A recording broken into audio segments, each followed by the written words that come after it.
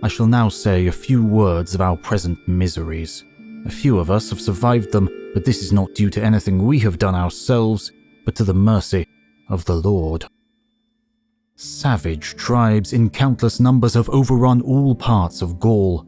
The whole country, between the Alps and the Pyrenees, between the Rhine and the ocean, has been laid waste by hordes of Quadi, Vandals, Sarmatians, Alans, Gepids, Heruls, Saxons, Burgundians, Alemanni, and, alas for the Commonwealth, even Pannonians.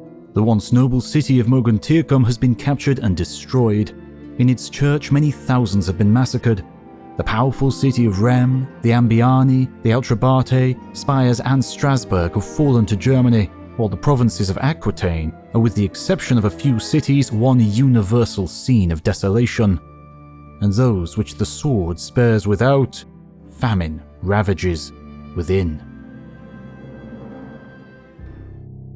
For 30 years, the barbarians burst the barrier of the Danube and fought in the heart of the Roman Empire. Long use dried our tears, for all but a few old people had been born either in captivity or during a blockade, and consequently they did not miss a liberty which they had never known.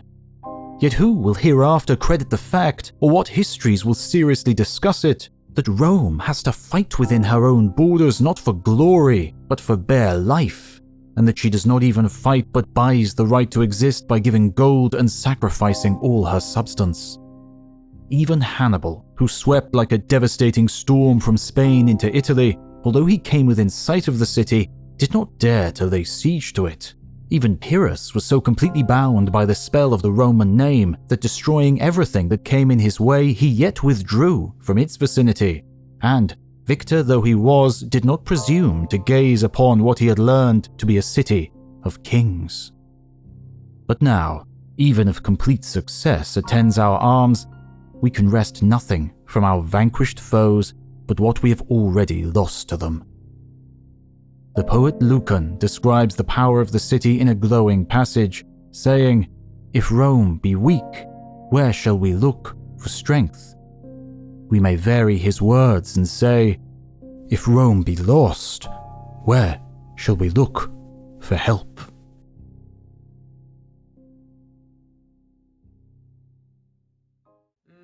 A sword never kills anybody. It is a tool in the killer's hand. So said Seneca, but as the Roman Empire fell, no doubt many Romans wished for better tools. Tools like those you might find in our sponsor today, War Thunder, the most comprehensive vehicle combat game out there, and one that transports you back in time to battles ranging from the 1920s to the present day, with a choice of more than 2,500 super detailed tanks, planes, helicopters, and ships. War Thunder is free and available on PC, Xbox Series X and S, PS5 and previous generations. You can immerse yourself in the intense combat, where incredibly detailed vehicles, realistic graphics and authentic sound effects place you right at the helm of the most powerful war machines of our time. You can join a worldwide community of over 70 million players in epic PvP battles. There is no game better suited for fans of military history. So, join me as I crash my tank into things again and again by following the link in the description. And new and returning players who haven't played in 6 months will also receive a massive bonus pack across all platforms that includes multiple premium vehicles, the exclusive vehicle decorator Eagle of Valor, 100,000 Silver Lions, and 7 days of premium account for limited time only.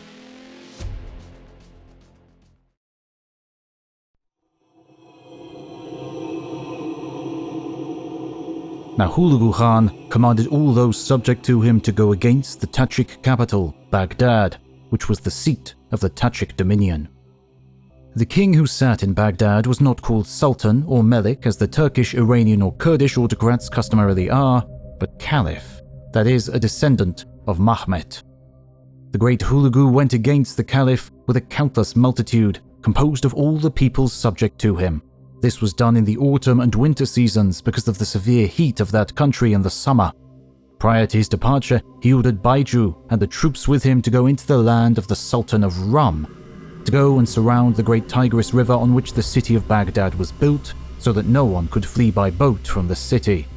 They immediately obeyed the command, tying pontoon bridges across the great river and sinking between the surface of the river and its bed sturdy fences with iron hooks and pipes so that no one depart the city swimming without them knowing about it.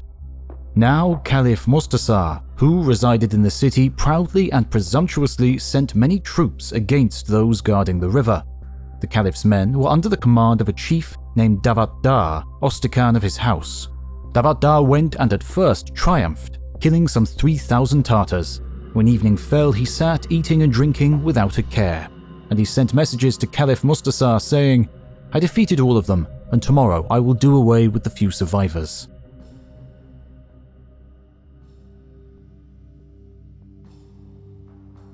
But the crafty and ingenious Tartar army spent the entire night arming and organizing. They surrounded the Tajik army. At daybreak, they put their swords to work, destroying the entire group and throwing them into the river. Only a few men escaped. That same morning, the great Hulagu Khan surrounded the city of Baghdad, stationing everyone at arm's length from the wall and telling them to demolish it and guard that no one escape. He sent valiant emissaries to the Caliph so that he would come out obediently and pay taxes to the Khan. But the Caliph gave a stern reply full of insults, claiming to be lord of the sea and land and boasting about the magical banner of Mahmet, saying, "It is here, and if I touch it, you and the entire world will be destroyed. You are a dog, a Turk. Why should I pay taxes to you or obey you?" However, Hulagu did not become aggravated because of the insults, nor did he write any boasts. He merely said, "God knows what he does." Then he ordered the wall demolished, and they demolished it. He said to rebuild it again and guard it carefully, and they did so. The city was full of soldiers and people. For 7 days they stood on the walls, but no one shot arrows at them, nor were swords used, either by the citizens or by the Tartar soldiers. But after 7 days, the citizens began to request peace and come to Hulagu with affection and submission, and Hulagu ordered that this be done, that peace be made. Then countless multitudes came through the city gates, climbing over each other to see who would reach him first. Hulagu divided up among the soldiers those who came out, and ordered the soldiers to take them far from the city and kill them secretly so that the others would not know. They killed all of them. 4 days later, Caliph Mustasar also emerged with his 2 sons, with all the grandees and much gold, silver, and precious stones as fitting gifts for Hulagu and his nobles. At first, Hulagu honored him, reproaching him for dallying and not coming to him quickly. But then he asked the Caliph, "What are you, God or man?" And the Caliph said, "I am a man and the servant of God." Hulagu asked, "Well, did God tell you to insult me and to call me a dog and not give food and drink to God's dog? Now, in hunger, the dog of God shall devour you." And he killed him with his own hands. "That," he said, "is an honor for you, because I killed you myself and did not give you to another for killing." He ordered one of his own sons to slay one of the Caliph's sons, while he gave the other son as a sacrifice to the Tigris River. And he said, "This man caused much blood to flow through pride. Let him go and answer to God, and may we be innocent." Hulagu then ordered the troops guarding the walls to descend and kill the inhabitants of the city, great and small. They organized as though harvesting a field and cut down countless, innumerable multitudes of men, women, and children.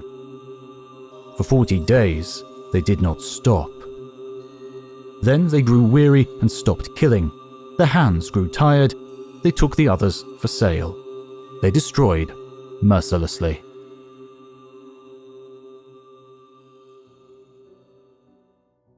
However, Hulagu's wife, the senior Khatun, named Dokus Khatan, was a Christian.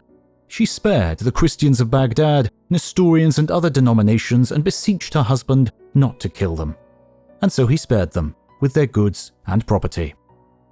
Hulagu ordered all his soldiers to take the goods and property of the city. They all loaded up with gold, silver, precious stones, pearls, and costly garments, for it was an extremely rich city, unequaled on earth. Hulagu himself took as his share the caliph's treasures, 3,000 camel loads, and there was no counting the horses, mules, and asses. Other houses, full of treasure, he sealed with his ring and left guards, for he was unable to take everything since there was so much.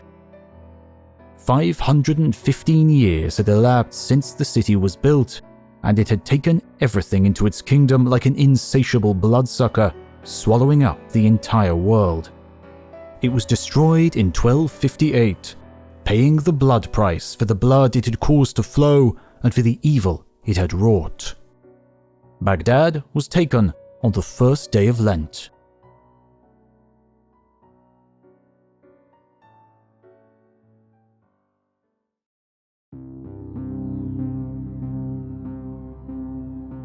First and foremost, we must recall how the great, noble, and most powerful imperial city located in Greek territory and called Constantinople was conquered and taken by the Turkish emperor. This is found written here, and it happened on the 28th of May, 1452, that is 4 days after the feast of St. Urban. When the old Turkish emperor was on his deathbed, he ordered his son, the present Turkish emperor, not to wage war against the Greeks or against Constantinople, or else he would curse him, to which the son responded, "Even if you wish to curse me, father, I shall begin a war against the Emperor of Constantinople the moment you have expired, since, if I defeat him, I will become master of the entire world." Later on, he began to build a fortress about 2 German miles from the perimeter, in the outskirts of Constantinople, and he built it so that it was like a fork, as a challenge to the lordship of Constantinople in a place where the emperors of Constantinople had their hunting reserve. The citizens of Constantinople, however, were unaware of this and considered it as the building project of a neighbor. When Mehmet realized this, he awaited the beginning of the grain harvest and then killed as many of them as he could take. This was the beginning of the undeclared war. When news reached the Emperor of Constantinople that his people had been killed by the Turk, he left the city, found 500 Turks and killed 300 of them. Then, since a massacre had occurred on both sides, the Emperor of Constantinople sent an embassy to the Turk to ask him why he had behaved in this way, since he knew that his father had established in writing friendly relations between them. The Turk, however, did not send a reply. He sang and awaited the grape harvest. Then, with 50,000 men, he advanced, killed people, uprooted the vines, and blockaded the city.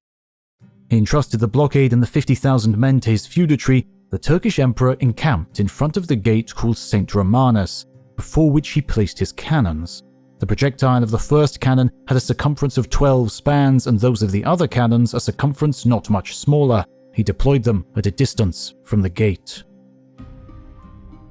After they had come close to the city, during the night they brought up a war machine, with 10,000 men and the cannons behind it. The war machine was square, like a house, and moved on wheels. The Turks hid inside and began to dig underground up to the walls of the city. There they constructed a wooden shelter and retreat with openings on the sides through which they shot. Scarcely could someone poke his head above the wall before they shot him dead. Later on, the Turks moved in front of the gate called Ventura, and there built a wooden tower encased in leather and skins and covered by a net in such a way as to prevent the stones being thrown at them from harming it. Under this tower, they began to dig a tunnel, which passed under the walls and under the trench around the city until finally reaching the suburbs. But those inside the city had also begun a tunnel in order to get out, and it happened that the 2 tunnels met. The Turks had with them cannons and other materials, but those from the city started a fire, and thus burned many Turks. Later, the Turks occupied the hills above Pera and had great ships brought over them, 2,200 galleys and longboats, which were placed on rollers and pulled with oxen and mules, followed by armed men. When they reached the top, they were allowed to slide down into the sea, into the water between Constantinople and Pera in the middle of the fortified zone. When the Turks then drew near to Pera in the fortified zone, they seized all the boats they could find and bound them together so as to form a bridge, which permitted the combatants to fight on the water just as they did on land. The Turks had with them thousands of ladders, which they placed against the walls right at the place which they had fired their cannon and breached the wall. And so at dawn, on Monday the 29th of May, they began an attack that lasted all night until Tuesday evening, and they conquered the city. The commander of the Genoese, who was leading the defense of the breach, pretended to be wounded and abandoned his battle station, taking with him all his people. When the emperor of the Greeks saw this, he exclaimed in a loud voice, "My God, I have been betrayed." And he suddenly appeared with his people, exhorting others to stand firm and defend themselves. But then the gate was opened, and the crush of people became such that the emperor himself and his 91,000 men were killed by the Turks and the traitors.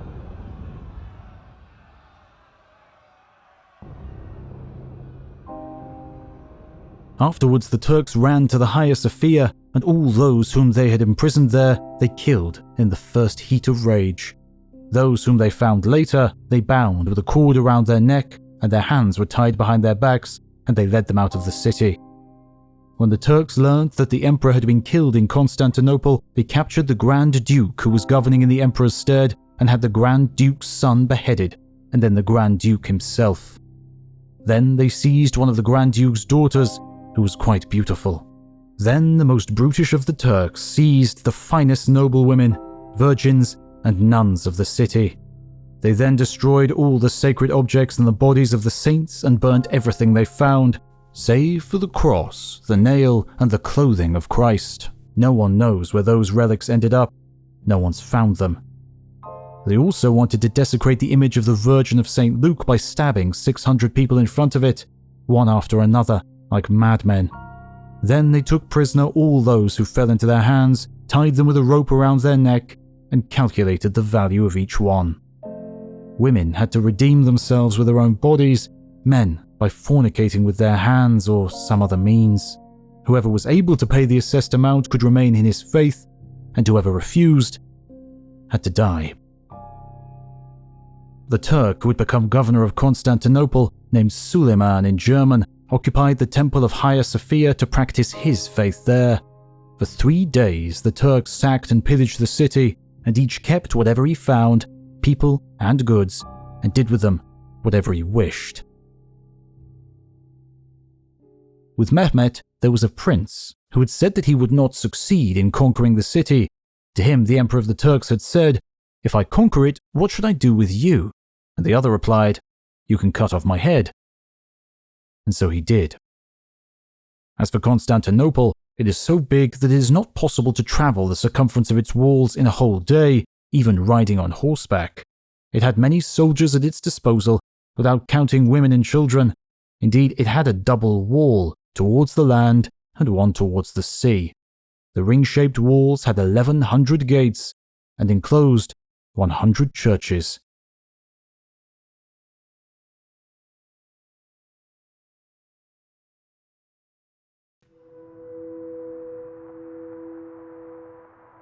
When the Spaniards left Tenochtitlan, the Aztecs thought they had departed for good and would never return. Therefore, they repaired and decorated the temple of their god, sweeping it clean and throwing out all the dirt and wreckage.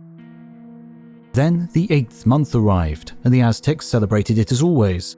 They adorned the impersonators of the gods, all those who played parts of gods in the ceremonies, decking them with necklaces and turquoise masks and dressing them in the sacred clothing. This clothing was made of quetzal feathers, eagle feathers, and yellow parrot feathers. But when the Spaniards were outside the city, a great plague broke out here in Tenochtitlan.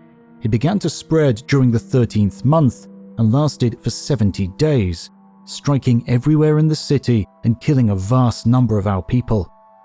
Sores erupted on our faces, our breasts, our bellies. We were covered with agonizing sores from head to foot. The illness was so dreadful that no one could walk or move. The sick were so utterly helpless that they could only lie on their beds like corpses, unable to move their limbs or even their heads. If they did move their bodies, they screamed with pain. A great many died from this plague, and many others died of hunger. They couldn't get up to search for food, and everyone else was too sick to care for them, so they starved to death in their beds. Some people came down with a milder form of the disease. They suffered less than the others and made a good recovery, but they could not escape entirely. Their looks were ravaged, for wherever a sore broke out, it gouged an ugly pockmark in the skin, and a few of the survivors were left completely blind. By the time the danger was recognized, the plague was so well established that nothing could halt it, and eventually it spread all the way to Chalco. And now, the Spaniards came back again.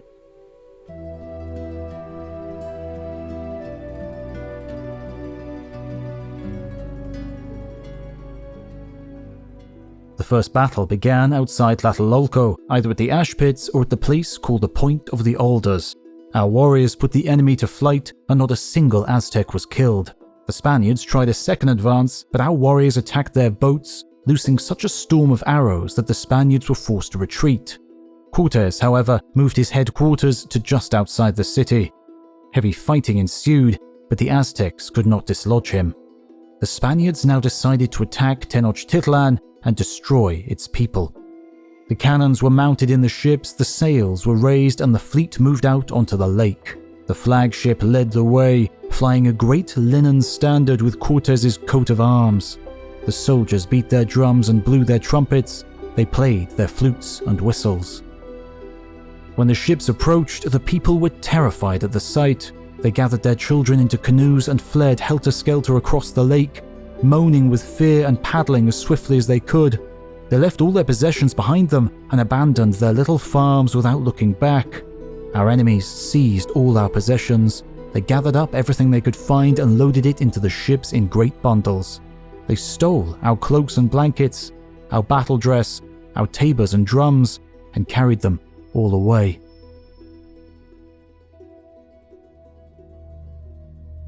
When the Spaniards reached Xoloco, near the entrance to Tenochtitlan, they found that the Indians had built a wall across the road to block their progress. They destroyed it with 4 shots from the largest cannon. The first shot did little harm, but the second split it and the third opened a great hole. With the 4th shot, the wall lay in ruins on the ground. 2 of the ships, both with cannons mounted in their bows, attacked a flotilla of our shielded canoes. The cannons were fired into the thick of the flotilla wherever the canoes were crowded closest together.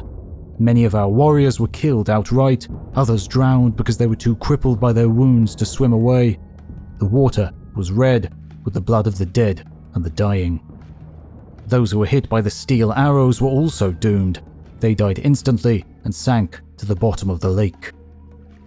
The Spanish blockade caused great anguish in the city. The people were tormented by hunger and many starved to death. There was no fresh water to drink, only stagnant water and the brine of the lake, and many people died of dysentery. The only food was lizards, swallows, corn cobs, and the salt grasses of the lake. The people also ate water lilies and chewed on deer hides and pieces of leather. They roasted and seared and scorched whatever they could find and then ate it. They ate the bitterest weeds and even dirt. Nothing can compare with the horrors of that siege and the agonies of the starving. We were so weakened by hunger that, little by little, the enemy forced us to retreat. Little by little, they forced us to the wall. On one occasion, 4 Spanish cavalrymen entered the marketplace. They rode through it in a great circle, stabbing and killing many of our warriors and trampling everything under their horses' hooves. It was at this same time that the Spaniards set fire to the temple and burnt it to the ground. Flames and smoke leapt high into the air with a terrible roar. The people wept when they saw their temple on fire.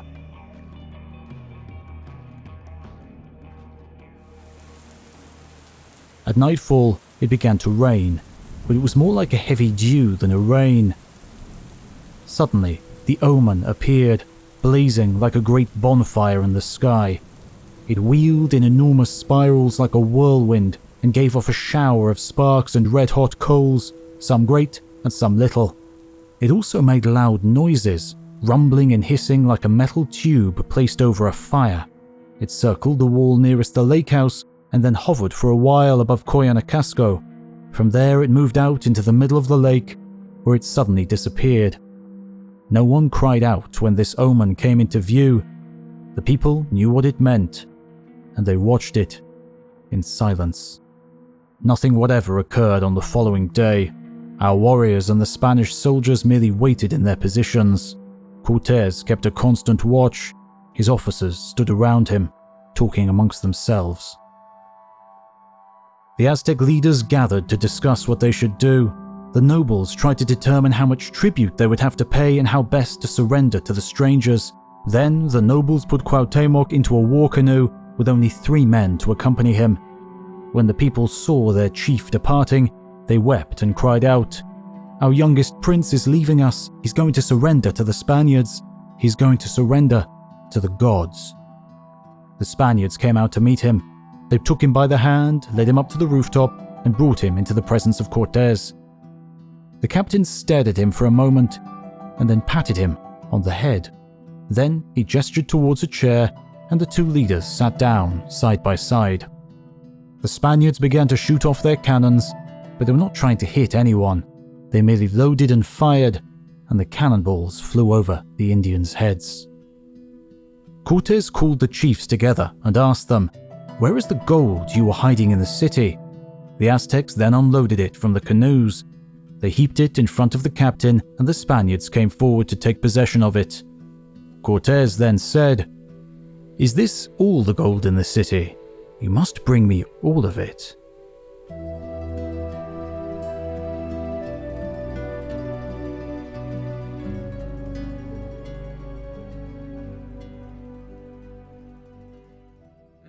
Thanks again to War Thunder for sponsoring today's video. Make sure to check out War Thunder now for free on PC, PlayStation or Xbox, and use my link in the pinned comment or video description to register.